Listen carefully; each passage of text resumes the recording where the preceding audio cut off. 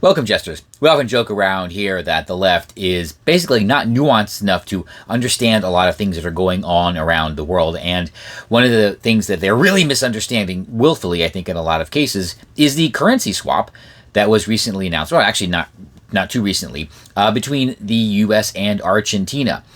They are running around calling it a bailout, a gift, a loan, or whatever, but this is not the case. It is literally a currency swap from the Exchange Stabilization Fund, and the point is simply to stabilize the Argentine peso. This is something that the U.S. has done many, many times. This fund was created back in the 30s and has been used a lot, including with Mexico. So what are they going to say about that? So the point is, yes, to just stabilize the Argentine pesos simply by the fact that the U.S. Treasury has decided to hold $20 billion worth of Argentine pesos. That will have a stabilization effect on its own.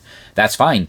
This is not a loan. It's not an IMF or World Bank loan or anything like that. And these terms are often as short as 90 days.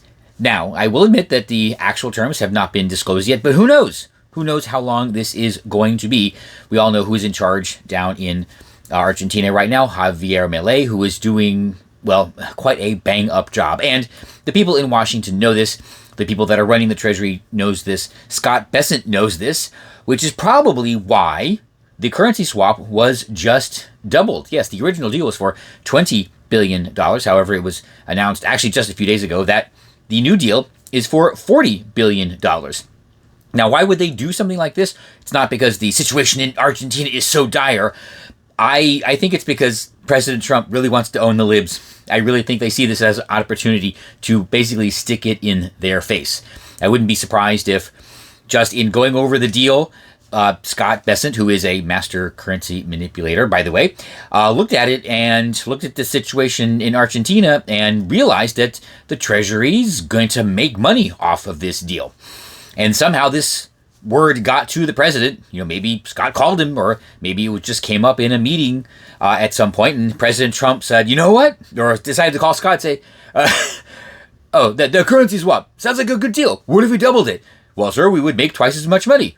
Okay, do it. Sounds great. Sounds fabulous. Double it. Okay, I can't do Trump, and I can't do Scott either, so whatever. Anyway, so yeah, they're doubling it because they're just going to make more money off of it, and it's going to be quite delicious when this happens. It's going to be very delicious when this happens, and we can run around and point out to every lefty on X and everywhere else who was running around whining that this is a bailout, that the U.S. made money. And we made twice as much money as we would have before because they actually know what's going on. So that's a mistake that a lot of our friends on the left continue to make. They assume that President Trump and the people in his administration don't know what they're doing. They do know what they're doing, or they very, very much know what they are doing. I'm right.